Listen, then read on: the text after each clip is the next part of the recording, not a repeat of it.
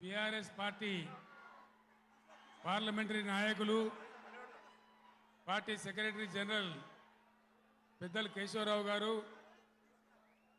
లోక్సభలో బీఆర్ఎస్ నాయకులు లోక్సభ పక్ష నేత గౌరవనీయులు శ్రీ నామా నాగేశ్వరరావు గారు తమ్ముడు ప్లీజ్ ప్లీజ్ మనం విషయాలు మాట్లాడుకోవడానికి వచ్చిన స్లోగన్లు తర్వాత ప్లీజ్ తమ్మి మీరు ఆగాలి సార్ చెప్పే విషయాలు వినాలి మీరు కొంచెంసేపు ఆగాలి గౌరవనీయులు మన పార్లమెంట్ సభ్యులు గౌరవనీయులైన శాసనసభ్యులు శాసన మండలి సభ్యులు స్థానిక సంస్థల ప్రజాప్రతినిధులు ఇతర ముఖ్య నాయకులు ఒక పిలుపుతో పులులలాగా కదిలి వచ్చినటువంటి నా అన్నాదమ్ములకు అక్క చెల్లెలకు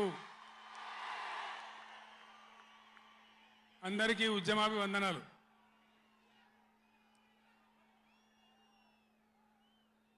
దయచేసి నినాదాల తర్వాత ప్లీజ్ 4 ముచ్చట్లు మీకు సంజాయిస్తే నా పని అయిపోతుంది.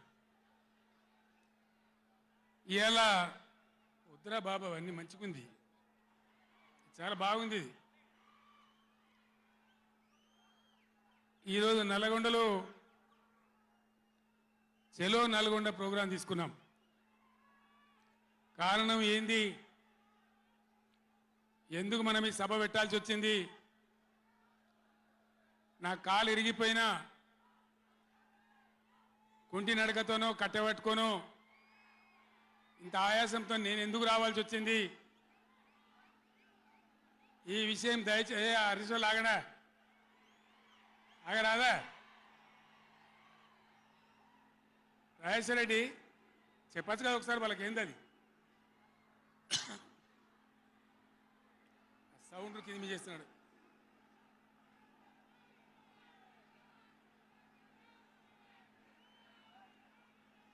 ఏ కిషోర్ మీరు కష్టం అవుతుంది, ఆగండి. కిషోర్ సార్ కు మాట్లాడడం కష్టం అవుతుంది డిస్టర్బెన్స్ తోని. బాలమల్లు మీరు పక్క జరగండి, ఆగండి. మీరు జరగండి అందరు ఇక కాము ఉండండి ఇక ఓ ఇటున్నారు అందరు.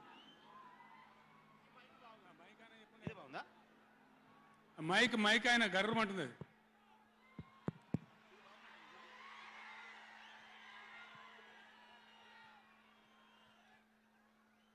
ఇవాళ ఈ చెలో నల్గొండ కార్యక్రమం మనం ఎందుకు తీసుకోవాల్సి వచ్చింది? కొందరికి ఏమో ఇది రాజకీయం. ఇలా మనం పెట్టింది ఉద్యమ సభ, పోరాట సభ. ఇది రాజకీయ సభ కానే కాదు. కృష్ణా నదిలో మన జలాలు అనేది, కృష్ణా నీళ్ళ మీద మన హక్కు అనేది మనందరి బతుకులకు జీవన మరణ సమస్య, సావో రేవో తేల్చే సమస్య. ఈ మాట తెలంగాణలో పక్షిలాగా తిరుక్కుంటా నేను చెప్పబట్టి ఎవడా మైక్, అది ఎవడా మైక్, ఎవడా ఏమిరా నువ్వు కూడా అక్కడ నువ్వు అయింది?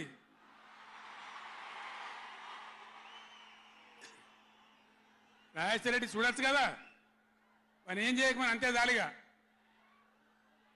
బాగానే ఉందా, ఏం చేయకమను.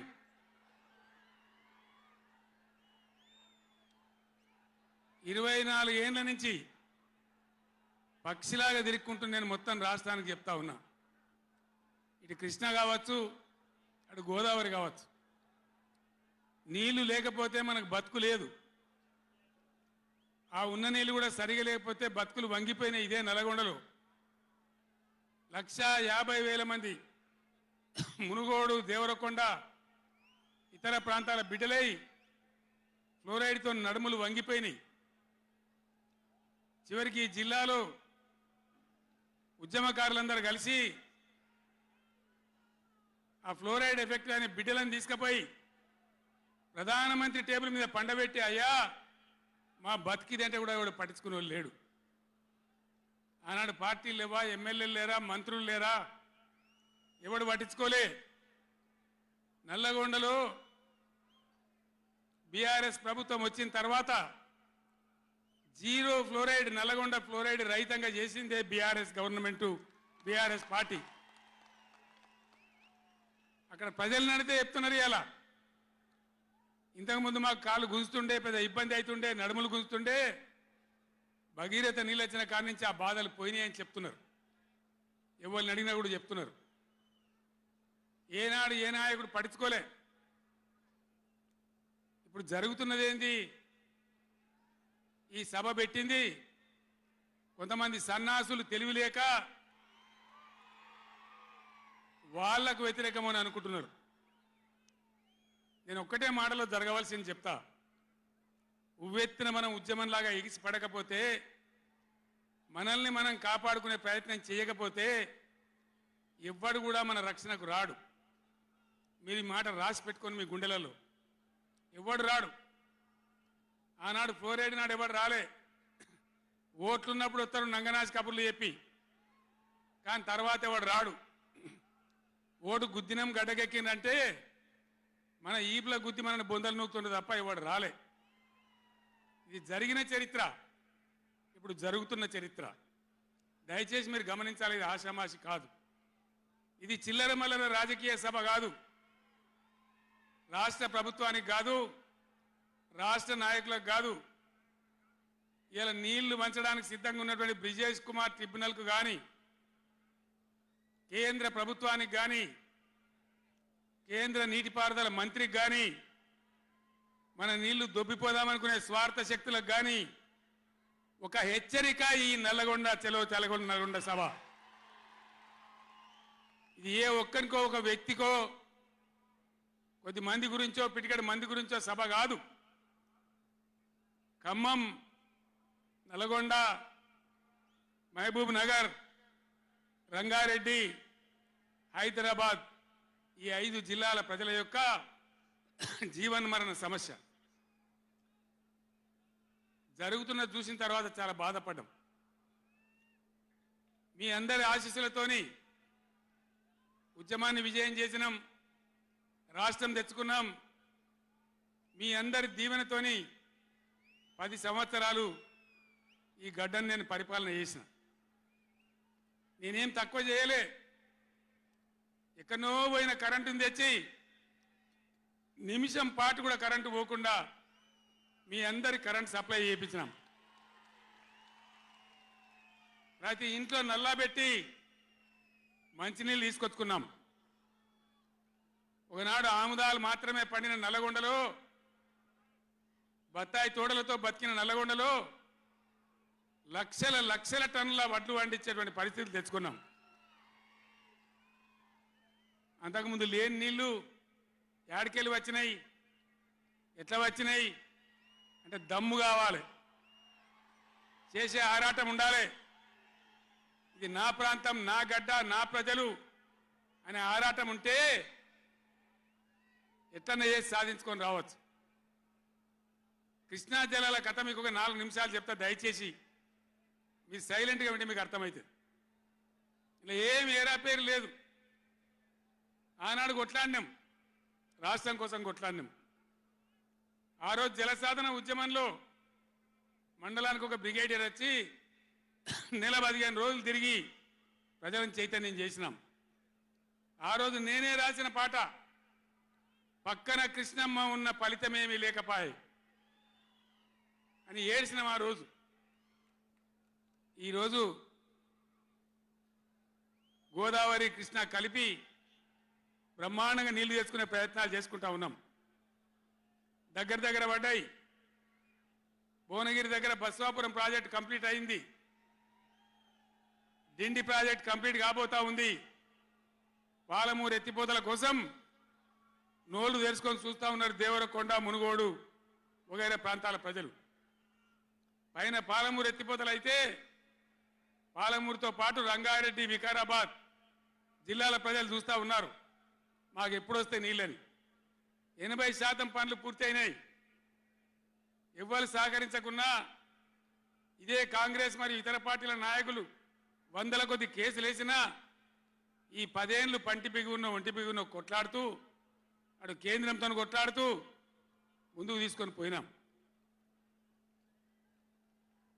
ఆనాడున్న కాంగ్రెస్ గవర్నమెంట్, తెలంగాణ ఇచ్చిన కాంగ్రెస్ గవర్నమెంటు ఆ రోజు ఒక్క ఏడాది కోసం తాత్కాలికంగా సర్దుబాటు చేసుకోండి, ఆ తర్వాత ఎవల వాట వాళ్ళకు వస్తుందని చెప్పింది.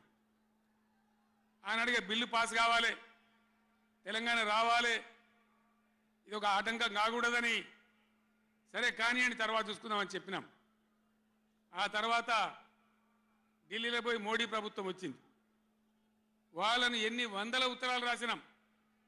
అయ్యా మేము మునిగిందే నీళ్ళల్లో నాశనం అయిపోయినా, మా బతుకులు ఆగమైపోయినాయి, వెంటనే నీళ్ళ పంపిణీ చేయండి, ట్రిబ్యునల్కి వేయండి అని అడిగినాం. వేయలే. వేయకపోతే సుప్రీంకోర్టుకు పోయినాం, సుప్రీంకోర్టుకు పోయి తగాదా పెట్టినాం. ఆ తర్వాత కూడా వేయలే. తర్వాత ఒక రోజు మళ్ళీ మీటింగ్ జరిగితే నేను గట్టిగా నిలదీస్తే మీరు కేసు బంద్ చేయండి, మేము ట్రిబ్యునల్కి ఇస్తామని చెప్పినారు. సరే మంచి మాట ఇచ్చేటోళ్ళు వాళ్ళు కాబట్టి, కేంద్ర ప్రభుత్వం కాబట్టి కేసు విత్డ్రా చేసుకున్నాం. ఆ తదనంతరం ఇయ్యలే ట్రిబ్యునల్ తొందరగా 100 ఉత్తరాలు రాసిన నేను. ఇగో నా పక్కనే కూర్చున్నారు కేశవరావు గారు, నామా నాగేశ్వరరావు గారు, స్టేజ్ మీద మన పార్లమెంట్ మెంబర్లు అందరు ఉన్నారు, మన ఎంపీలు అందరు ఉన్నారు. లోక్సభను స్తంభింపజేసినాం. మా ఎంపీ రంజిత్ రెడ్డి, ప్రభాకర్ రెడ్డి కూడా అప్పుడు ఎంపీగా ఉండే.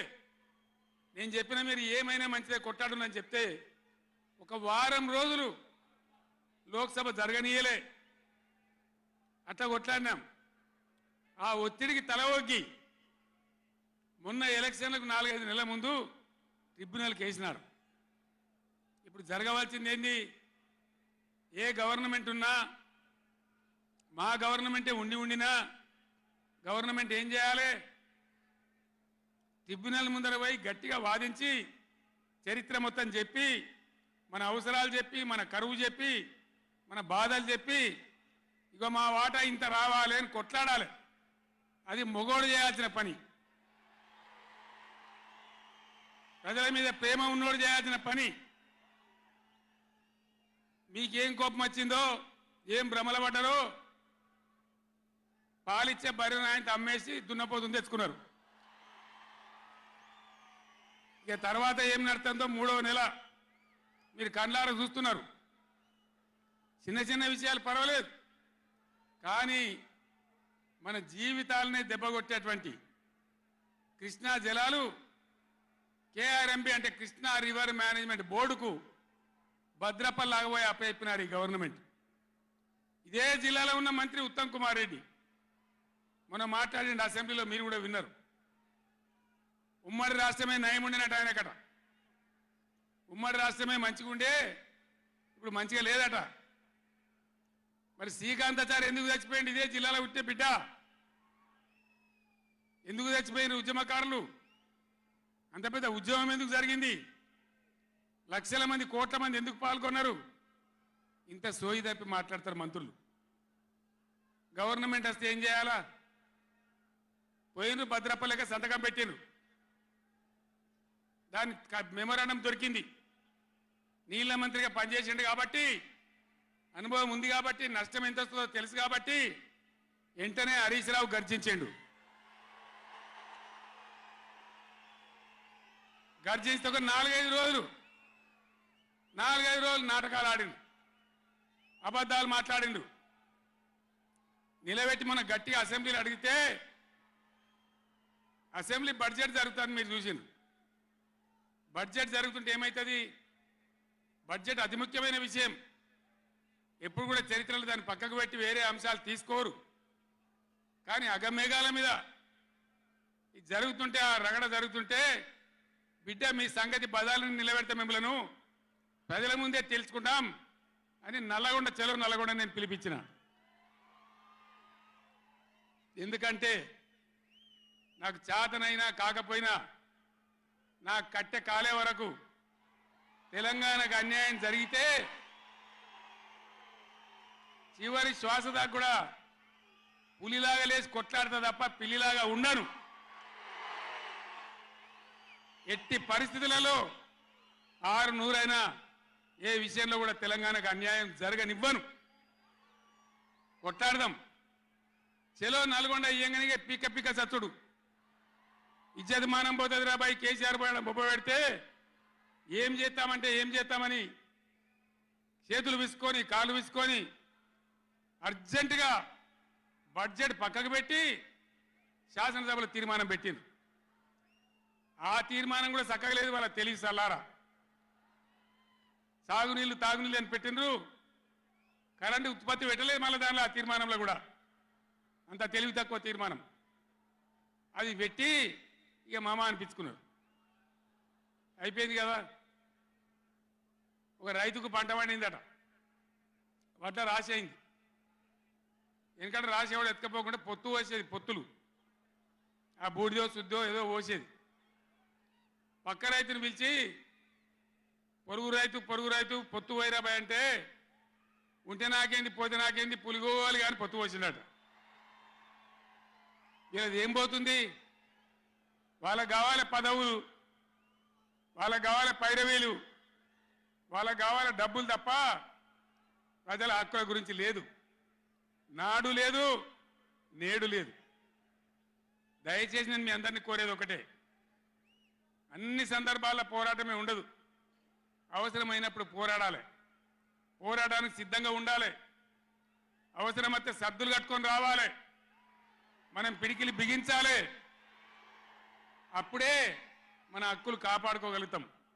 అటు కేంద్రాన్ని కానీ అధికారులను కానీ కృష్ణా ట్రిబ్యునల్ కానీ రాష్ట్ర ప్రభుత్వం కూడా భద్రప పనిచేయకుండా అప్రమత్తంగా ఉంచేటట్టు కానీ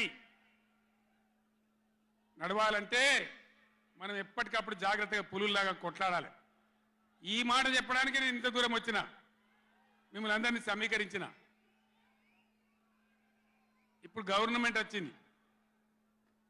గవర్నమెంట్ వచ్చిన కాడి నుంచి మీరు చూస్తాను, ఎవడన్నా కొత్త గవర్నమెంట్ వస్తే ఏం చేయాలి?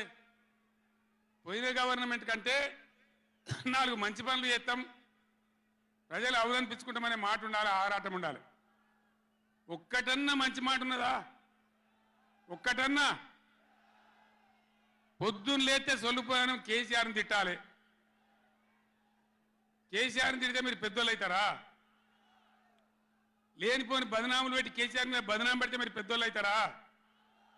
ప్రజల హక్కులు గాలికి వదిలేసి ఏ విధంగా అసెంబ్లీలో మాట్లాడుతున్నారో, ఎటువంటి దుర్భాష మాట్లాడుతున్నారో, ఎంత దుర్మార్గమైన పద్ధతిలో మాట్లాడుతున్నారో టీవీలో సాక్షిగా మీరు అందరు చూస్తూ ఉన్నారు. నేను మీ అందరిని కోరేది ఒకటే, ఎవరికి అధికారం శాశ్వతం కాదు, కానీ తెలంగాణ ప్రజల హక్కులు శాశ్వతం, మన వాటా శాశ్వతం, మన బతుకులు నిజం, మన పిల్లల భవిష్యత్తు నిజం. దానికోసం అధికారం ఉన్నా లేకున్నా తెలంగాణ ప్రజల పక్షాన కొట్లాడి రాష్ట్రం తెచ్చిన వాళ్ళం కాబట్టి బీఆర్ఎస్ సైనికులు కూడా దయచేసి అప్రమత్తంగా ఉండాలి. మన పోరాటం కొనసాగుతూనే ఉండాలి. ఆ విధంగా మనం ముందుకు పోవాలి. నాకు కొన్ని విషయాలు అర్థమైతలేవు. ఈ మైకోనికి మళ్ళీ ఏం పుట్టిందా? ఏం చేయకమని వాడిని ఉన్నదడుగుతామని మేము కరెంటు తెచ్చినాం ఆ రోజు. అంతకుముందు రాత్రి కరెంటు, పొద్దా కరెంటు ఆగమాగం ఉండే. గవర్నమెంట్ వచ్చిన తర్వాత, టీఆర్ఎస్ గవర్నమెంట్ వచ్చిన తర్వాత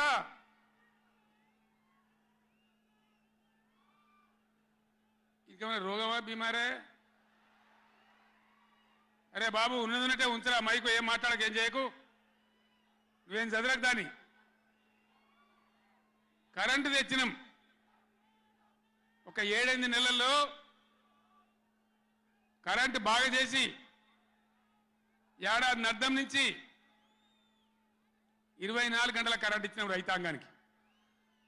మీరందరూ సంతోషంగా నడింట పడుకొని పంటలు పండించారు. పాములు గర్వంగా, తేలు గర్వంగా బాయిల కాడికి పోలే. కేసీఆర్ పోగానే, కేసీఆర్ గవర్నమెంట్ పోగానే కట్కేసినట్టే బంద్ అవుతుంది ఆ కరెంటు. నేను 9 ఏళ్ళు ఇచ్చిన కరెంటు ఏం రోగమైంది? ఏం దానికి ఏమైనా మాయరోగం వచ్చిందా? యాడికి బాయే కరెంటు? ఎటు బాయే? దద్దమ్మల రాజ్యం ఉంటే గట్లనే ఉంటుంది, చేతగాని చవటల రాజ్యం ఉంటే గట్లనే ఉంటుంది. వాళ్ళు ఉన్నంత మాత్రాన మనం నర్వస్ కావద్దు. ఎక్కడికక్కడ నిలదీయాలి. ఏమైందిరా బిడ్డ నా కరెంట్ అని అడగాలి. ఇవాళ నేను ఒక మాట కుల్లా చెప్తున్నా. మొన్నటిదాకా నడిచిన కరెంటు కాకుండా ఇదే మిర్యాలగూడ నియోజకవర్గంలో దామరచర్ల మండలంలో 4000 మెగావాట్ల పవర్ ప్లాంట్ కట్టినాం. ఇదే జగదీష్ రెడ్డి గారి నాయకత్వంలో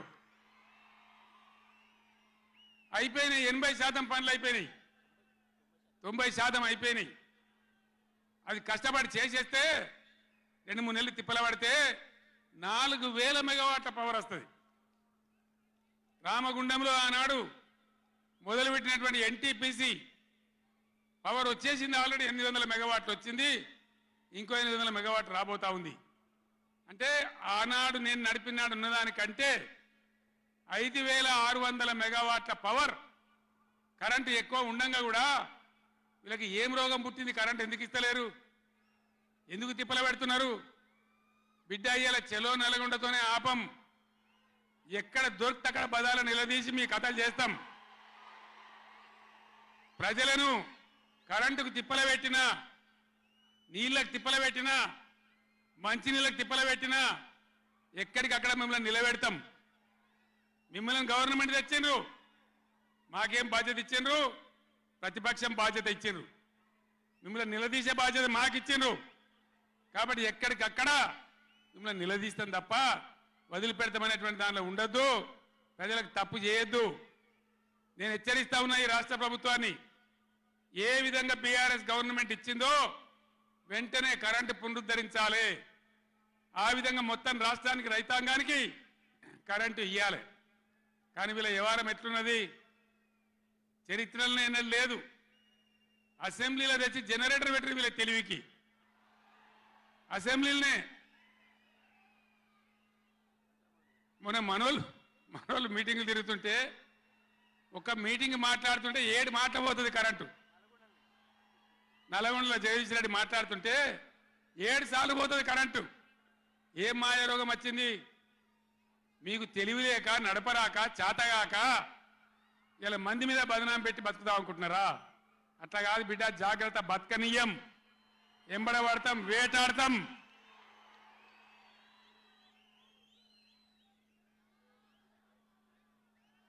ఏం పనులు చేయాలి వీళ్ళు? మేము చేసిన కాడికి మేము చేసినాం. మేము చేసిన ఫలితం కండాన చూసినాం. తెలంగాణ ఒకనాడు ఏడ్చిన తెలంగాణ 3 కోట్ల టన్నుల వడ్లు పండించింది ఇదే తెలంగాణ. 3 కోట్ల టన్నులు. ఏం బీమారీ వచ్చింది నాకు అర్థం కాదు. రైతు బంధు ఇస్తానికి కూడా శాతం అయితే లేదా? ఇంత దద్దమ్మలా? రైతు బంధు కూడా ఇయ్యరా? నియమ ఇస్తే ఇచ్చినవి, ఇవ్వకపోతే ఇయ్యలే. ఇస్తే ఇచ్చినవి, ఇవ్వకపోతే ఇయ్యలే. అన్నదాతలను పట్టుకొని, రైతులను పట్టుకొని రైతు బంధు అడిగానని చెప్పుతోని కొట్టున్నట్టవా? ఎన్ని గుండెలురా మీకు? ఎట్లా మాట్లాడతారు? కండకావరమా? కన్ను నెత్తికొచ్చినాయా? ప్రజలని నానేది అట్లా? ఒక్క మాట చెప్తున్న, జాగ్రత్త. నోడు దురిసి మాట్లాడటోలారా, చెప్పులు పంటలు పండించే రైతులకు కూడా ఉంటాయి.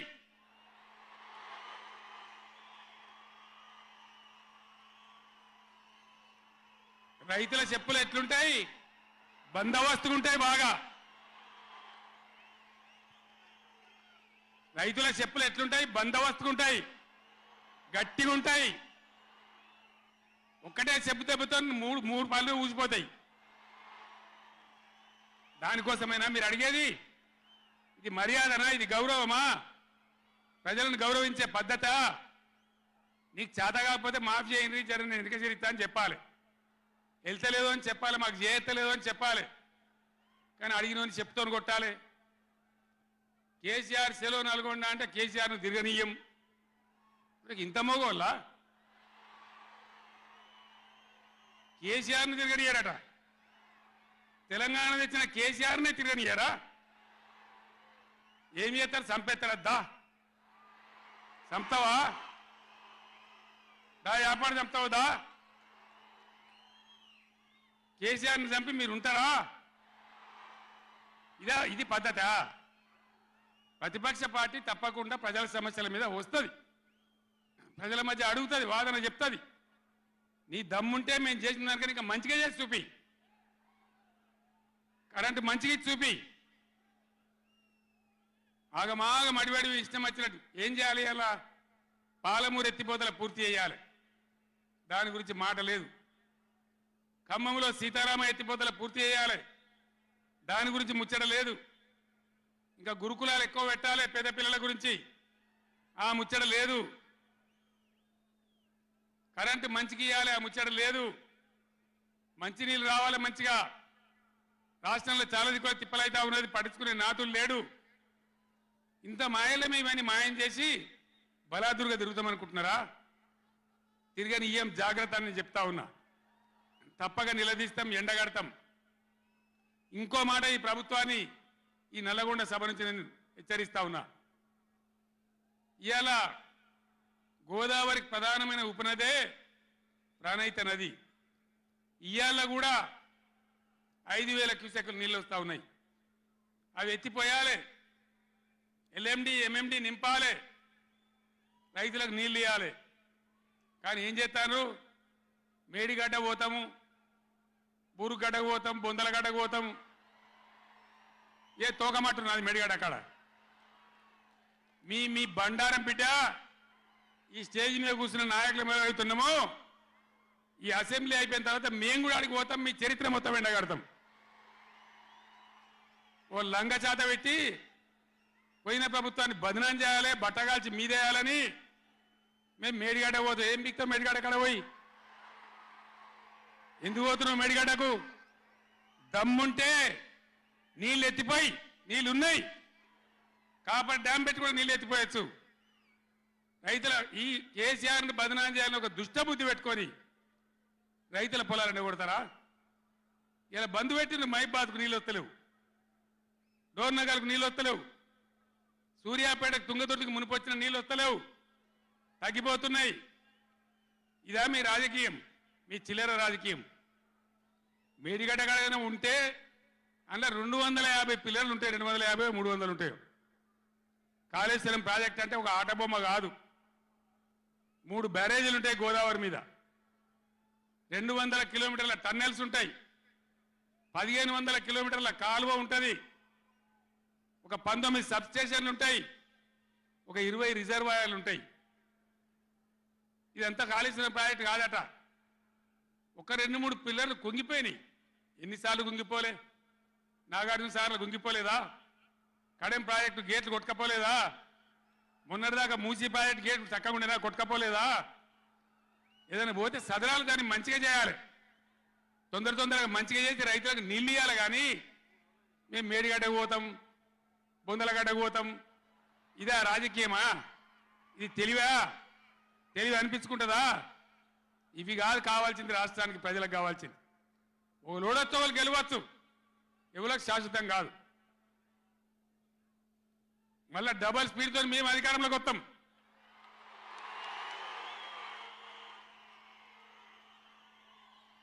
అప్పుడు మేం గిట్లే మాట్లాడన్నా, ఈ పద్ధతి అనుసరించానా?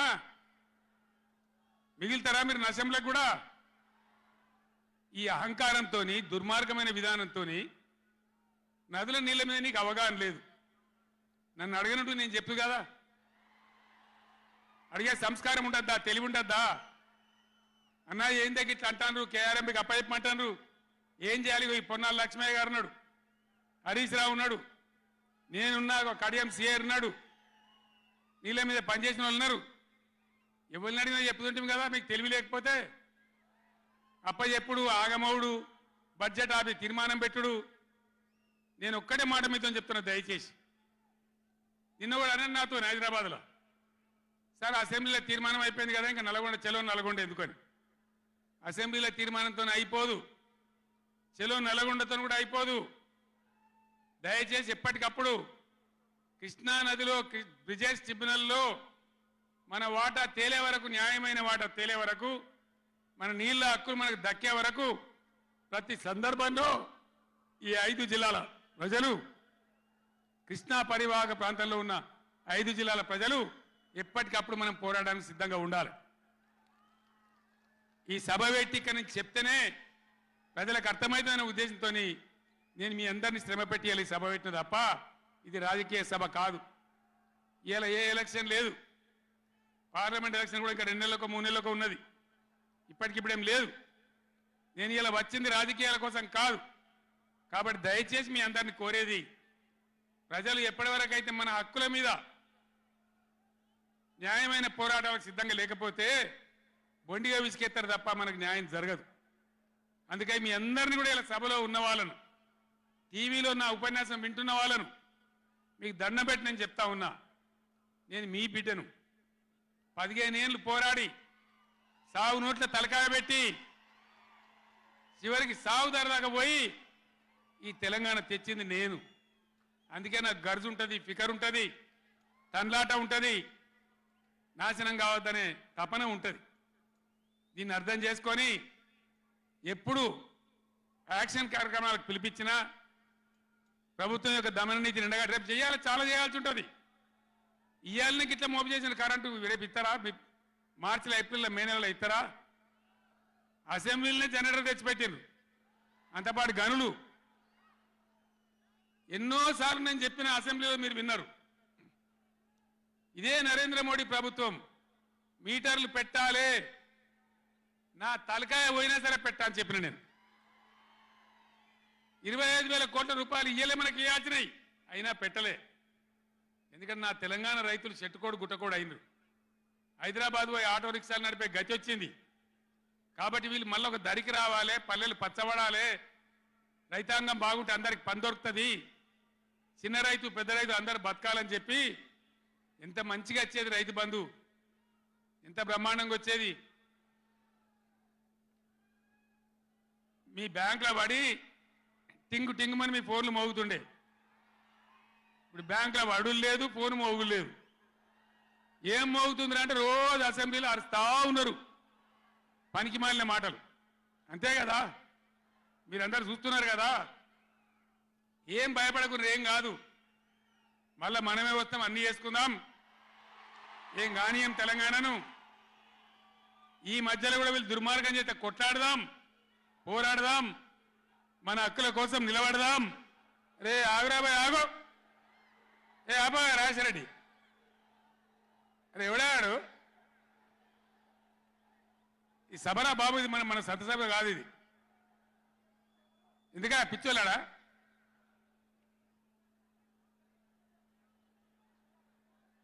నేను మీ అందరికి ఒకటే మాట చెప్తా ఉన్నా, మాకు అధికారం రావాలి, ఎన్ని అబద్ధాలైనా చెప్పుదాం, ఇష్టం నోటికి వచ్చింది చెప్పింది. ఇలా కొత్తగా మొదలుపెట్టిన దుకాణం కూడా కొత్తగా నేను ఇంతకుముందు చూసిన పేపర్లలో, సోషల్ మీడియాలో చూసిన నేను. వరికి పంటలకు కనీస మద్దతు ధర వస్తే వాళ్ళు చెప్పిన 500 బోనస్ ఇయ్యారట. అంటే ఏమన్నట్టు, ఎందుకు చెప్పిన మరి అన్నాడు? మద్దతు ధర రాలేదా? కేసీఆర్ గవర్నమెంట్ అప్పుడు వడ్లని కొనలేదా? డబ్బులు బ్యాంకులో వల్లేదా? మరి ఇవాళ 20 ఏమైంది? అదే ఆఫీసర్లు కదా, అదే ప్రభుత్వ వ్యవస్థ కదా, అదే కలెక్టర్లు కదా, ఎక్కడికి పోయినరు? ఏం చేస్తున్నారు? మీ దొంగ మాటలతో, నంగనాచి మాటలతోని ఇతరుల మీద అబాండాలేసి ఏదో తప్పించుకుంటామంటే నడవది బిడ్డ, జాగ్రత్త. మునుపు జరిగినట్టే జరగాలి, ఇంకా మంచిగా జరగాలి, కానీ చెడ్డగా జరిగితే జరగనీయం, మిమ్మల్ని నిద్ర కూడా పోనీయమని నేను చెప్తా ఉన్నా. అట్లా కొట్లాడతాం తప్ప ఊకోము. కృష్ణా జలాలలో, అటు గోదావరి జలాలలో తెలంగాణ రాష్ట్రానికి రావాల్సిన సంపూర్ణమైన వాటా వచ్చేదాకా బీఆర్ఎస్ కొట్లాడుతుంది. ఇలా అసెంబ్లీలో తీర్మానం చేయగానే కాదు, అఖిల పక్షం తీసుకొని పోవాలి ముఖ్యమంత్రి, అధికార పార్టీ, అన్ని పార్టీల రాజకీయ నాయకులను ఢిల్లీకి తీసుకొని పోవాలి, ప్రధానమంత్రిని నిలదీయాలి. మా వాటా మాకు వస్తే తప్ప ఊరుకోమని చెప్పాలి. ఆ చెప్పేదాకా మనం కూడా ఎంబడ పడాలి. ప్రజా ఉద్యమాలు ఉంటేనే ప్రభుత్వాలు అప్రమత్తంగా ఉంటాయి, జాగ్రత్తగా ఉంటాయి. కాబట్టి ఈ దొంగ నాటకాలు మానుకొని పాలమూరు ప్రాజెక్ట్ ఎట్లా చేయాలో ఆలోచన చేయండి. మంచి కరెంట్ ఎట్లా చేయాలో ఆలోచన చేయండి. మీరు గెలిచిన ఉండండి, 5 ఏళ్ళ అధికారంలో ఉండండి, మాకు అభ్యంతరం లేదు. వాస్తవానికి నేను 24 ఏళ్ళ కొట్లాడబట్టి దమ్ము లేకుండా ఒక పూట కూడా లేకుండా చేసిన. సరే అపోజిషన్కి వచ్చినాం కదా, 4 రోజులు ఆరాం తీసుకుందాం అనుకున్నా. కానీ ఏం చేసిండ్రు? నల్లముఖం పిలివై చచ్చిపోయిన ఎలకని పట్టిందట. గవర్నమెంట్కి వచ్చుడే కృష్ణా నీళ్ళను ఉంచబోయి కేఆర్ఎంబీకి అప్పచెప్పింది. కట్ట మీద మొత్తం రిజర్వ్ పోలీసులు ఉన్నారు. ఇప్పుడు మంచినీళ్ళకు కూడా సిప్పబట్టి అడుకోవాలి. శ్రీశైలంలో కట్కాన్ చేసి కరెంటు ఉత్పత్తి చేయాలంటే వాడిని అడుకోవాలి సిప్పబట్టుకొని. మనకున్న అధికారాన్ని ఉంచబోయి 9.5 ఏండ్లు నేను కాపాడినా. నన్ను కూడా బెదిరించారు. కేసీఆర్ ని గవర్నమెంట్ తీసేస్తాం, రాష్ట్రపతి పరిపాలన పెడతామన్నారు. పెట్టు దమ్ముంటే చూద్దామని చెప్పిన నేను. కానీ చెప్పలే. మా మీద కూడా మస్తు ఒత్తిడి తెచ్చారు. ఎప్పటికప్పుడు లెటర్లు రాసుకుంటూ బోధన చేసుకుంటూ పార్లమెంట్లో మన ఎంపీలు మేము కొట్లాడి ఆపినాం. కానీ చెప్పలే. ఇలా వీళ్ళు చెప్పిండ్రు. మొన్న మన ఎంపీలు పోయినరు. రామా నాగేశ్వరరావు గారు, రంజిత్ రెడ్డి గారు, కేశవరావు గారు అందరు పోయినరు. చివరి మాట చెప్తున్నాను నేను. పోయా మంత్రిని కలిసి ఏమయ్యా గట్టెట్లు ఇచ్చినావు, నువ్వు ఎట్లా తీసుకుంటావు, నువ్వు కేఆర్ఎంబి నాగార్జున సాగర్ మా చేతున్న ప్రాజెక్ట్ నువ్వెట్లా తీసుకున్నావు అని అడిగితే, మీ గవర్నమెంట్ వచ్చింది ఒప్పుకొని పోయిందండి, మరి మీరు బీఆర్ఎస్ వచ్చి ఇట్లా అంటున్నారు వాడు మాట్లాడి ఉన్నది ఉన్నట్టు కుండ బద్దలు కొట్టిండు. మన ఎంపీల ముఖం మీదనే చెప్పిండు, మీ తెలంగాణ గవర్నమెంట్ వచ్చి ఒప్పుకొని పోయింది, మరి మీరు బీఆర్ఎస్ వచ్చి వద్దంటుండ్రు, ఇదేం కథ అని మాట్లాడండి. అందుకే నేను చెప్తున్నా, ముఖ్యమంత్రి కానీ, ఇరిగేషన్ మంత్రి కానీ, రాష్ట్ర మంత్రివర్గం కానీ ఇప్పటికైనా పిచ్చి పనులు, పిచ్చి ఆలోచనలు బంద్ చేసి వెంటనే అసెంబ్లీ బడ్జెట్ సమావేశాలు ముగించి మొత్తం అఖిలపక్షం తీసుకొని ఢిల్లీకి పోవాలి, మాట్లాడాలి, బ్రిజేష్ ట్రిబ్యునల్ టైం ఫ్రేమ్ పెట్టమనాలి. ఇలా గవర్నమెంట్ చేయాల్సిన పని మాకు ఎన్నో దశాబ్దాల నుంచి అన్యాయం జరిగింది కాబట్టి బ్రిజేష్ కుమార్ ట్రిబ్యునల్కు 6 నెలల్లోగా తేల్చండి అని కేంద్రం ఆదేశాలు ఇచ్చినట్టు కేంద్రం మీద ఒత్తిడి తేవాలి. గా పని చేయాలి. కానీ గొంగడి నాది కాదు, చెప్పులు నాది కాదు అన్నట్టు, నాకేం జిమ్మదారు లేదన్నట్టు, అధికారానికి అయితే వచ్చినాం మళ్ళీ చూసుకుందాం 5 ఏళ్ళ నాటికి అన్నట్టు వ్యవహారం చేస్తే ఊరుకోరు, గర్జిస్తారు, నిలదీస్తారు, ఎక్కడికక్కడ ప్రజలు నిలబెడతారు. ఇది మునుపటి ఎడ్డి తెలంగాణ కాదు, లేచిన తెలంగాణ, టైగర్ తెలంగాణ. ఈ తెలంగాణ ఒక ఆవాజ్ ఇస్తే 1,00,000 పిడికిలెత్తి పోరాటం చేయడానికి సిద్ధంగా ఉన్న తెలంగాణ. కొట్లాడదాం కదా, పోరాటం చేద్దామా? జై తెలంగాణ, జై తెలంగాణ, జై తెలంగాణ. ధన్యవాదాలు.